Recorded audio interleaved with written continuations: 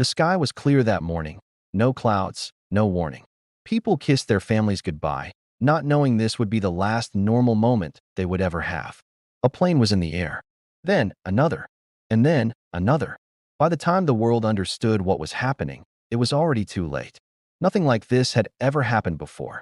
And after this day, nothing was ever the same again. If you are learning from this story or want to see more videos like this, go ahead and click subscribe now so you never miss an important story. On the morning of September 11th, 2001, the sun rose softly over cities and towns across the United States. People woke up, ate breakfast, kissed their families goodbye, and headed into what they expected to be a normal Tuesday. Children went to school. Workers boarded buses and trains. At the airports, pilots and passengers prepared for flights that would carry them across the country. Many flights went on routine routes, bound for far-off destinations, just like any ordinary day. Then, at 8:46 a.m., everything changed.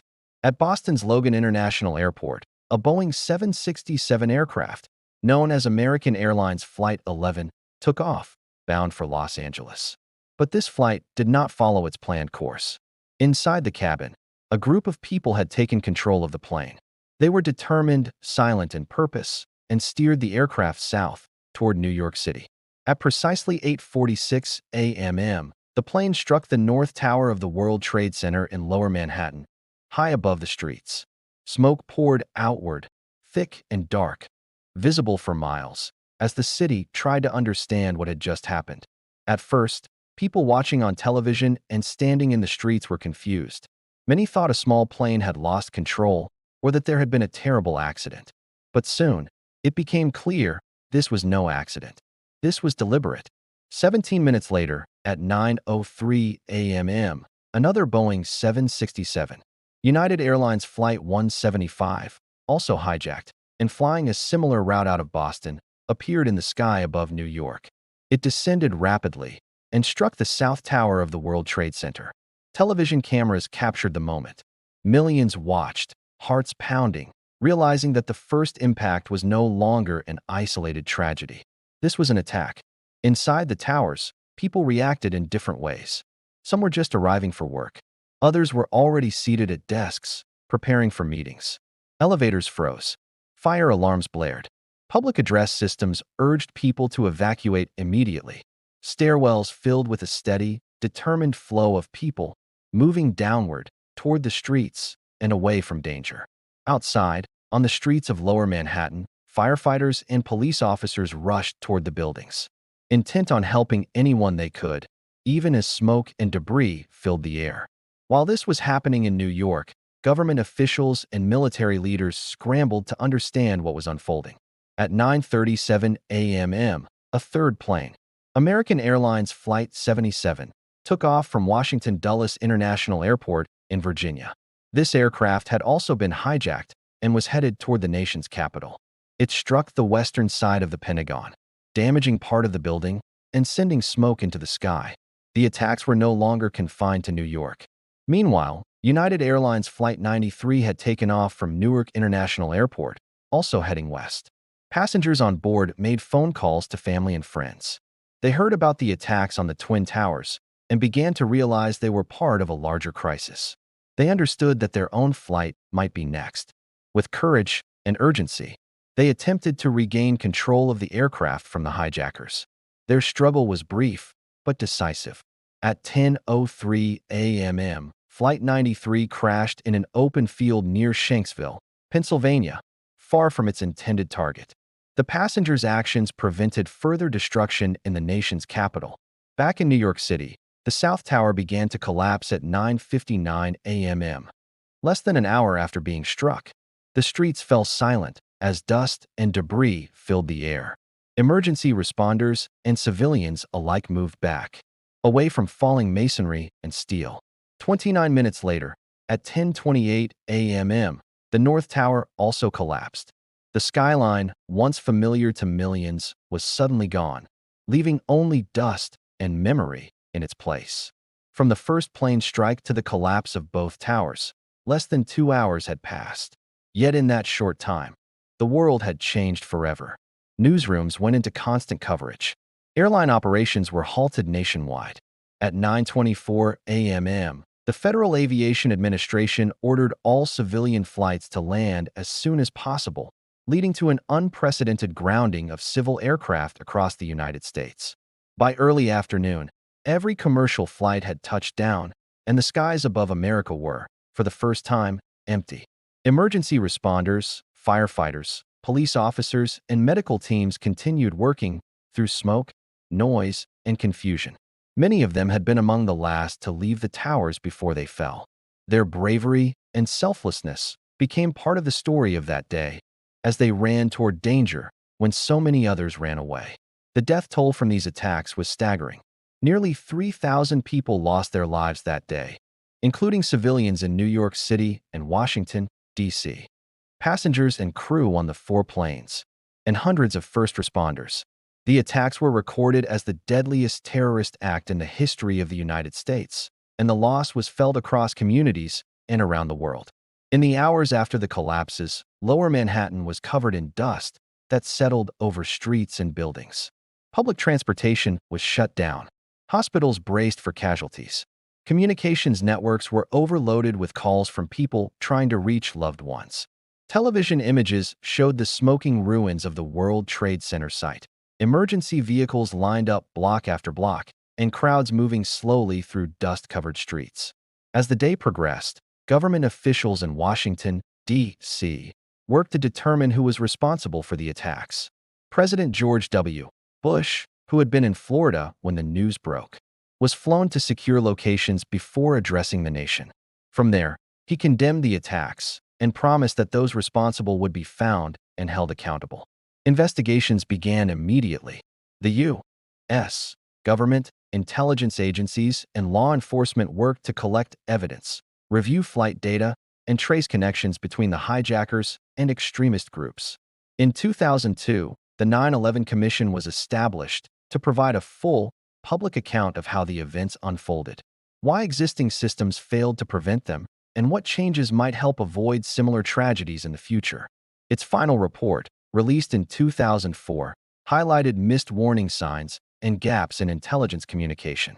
In the weeks after the attacks, the area of Lower Manhattan where the towers once stood became known simply as Ground Zero. Rescue and recovery efforts continued for weeks. Volunteers, workers, and ordinary citizens came from across the country and the world to help. Streets were lined with posters of missing loved ones. Blood donation centers filled quickly. People gathered in public squares and churches, searching for answers and comfort. From this immense tragedy came new approaches to national security, changes in aviation safety, and international cooperation to prevent future attacks. The events of that morning reshaped the way nations thought about terrorism, security, and the safety of civilians.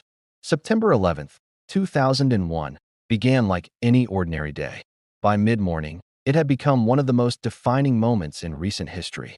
The sequence of events, from the first plane strike to the collapse of the towers to the nationwide grounding of flights, remains etched in collective memory.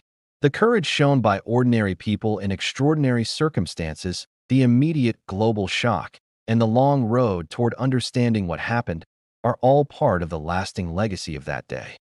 In the days that followed September 11th, the world felt a heavy silence, a weight that seemed to hang over every city, every town, every home. New York City, still covered in dust and debris, became a city of both mourning and courage. Rescue workers continued sifting through the rubble day after day, searching for survivors, searching for answers. Their hands, their tools, their determination became a symbol of hope in the face of unimaginable loss. Families of the victims waited in hospitals, in shelters, at police stations for any news. Every phone call, every message, every rumor carried the possibility of hope or despair. Communities came together. Strangers comforted strangers. People offered food, water, blankets, anything they could, to help those who had lost everything. The grief was immense, but the human spirit, the will to help, was stronger. Across the country, Americans struggled to understand how such violence could happen on their soil, in their skies, in their cities. President George W. Bush addressed the nation, his voice steady, yet heavy with emotion. He spoke of resilience, of unity, of determination. He promised that the nation would recover and that those responsible would be brought to justice. Internationally, the world watched, in shock, in disbelief. Leaders from countries around the globe expressed sorrow and solidarity. Vigils were held, candles were lit, flags were lowered. People everywhere were trying to make sense of a tragedy so vast, so sudden, so incomprehensible. The images of smoke rising from the ruins, the photographs of people holding missing loved ones' pictures, the stories of courage and sacrifice spread across the world, touching hearts, changing perspectives. In New York City, the cleanup and recovery operation was monumental. Cranes lifted twisted steel, trucks hauled away rubble. Teams worked tirelessly, around the clock, for weeks, for months. Hospitals treated the injured. Psychologists counseled the traumatized. The city was scarred physically, but the spirit of its people refused to break. Emergency responders, families, volunteers, ordinary people became the heartbeat of resilience. Memorials began to take shape. The names of those who had died were recorded, remembered, honored.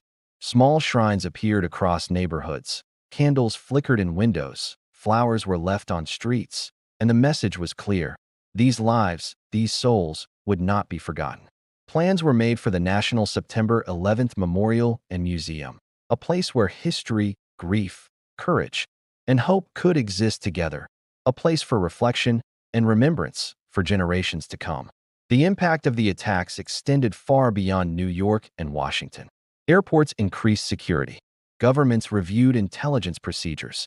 International cooperation on terrorism intensified. The world had changed, and the lessons of that day, the vigilance, the resilience, the courage, became part of the new global consciousness. Stories emerged of ordinary people performing extraordinary acts. Office workers guided strangers to safety. Firefighters ran up stairwells as others ran down. Passengers on Flight 93 chose courage over fear and saved lives on the ground. Each story, each decision, became part of the larger narrative, a testament to humanity even in the darkest hours. Over the following weeks, months, and years, the process of remembering and rebuilding continued. New York's skyline slowly began to rise again, a mixture of loss and hope etched into every steel beam and glass pane. Families held commemorations. Survivors shared their experiences. And the world learned, in real time, the value of preparedness, compassion, and unity. September 11th changed more than just the cities that were attacked. It changed the way people saw the world, the way nations responded to threats, the way communities held together in times of crisis.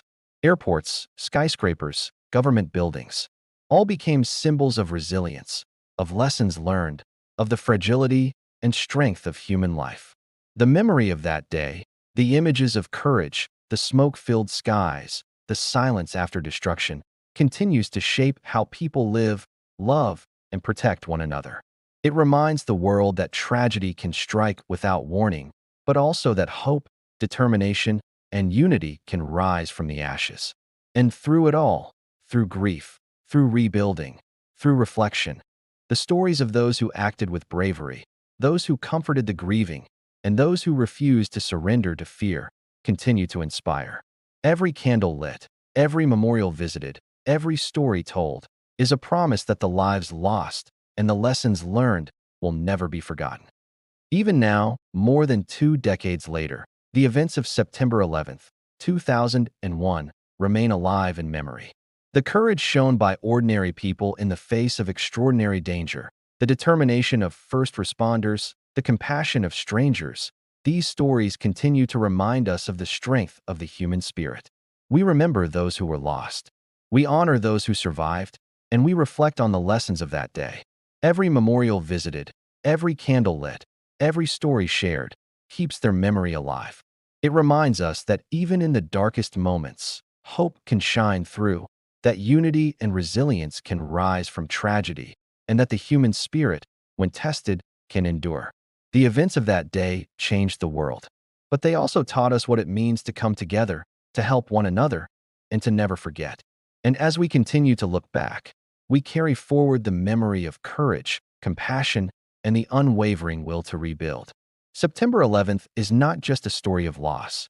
It is a story of humanity, of resilience, of the strength that can emerge even in the face of the unimaginable. And that story, that memory, will live on forever.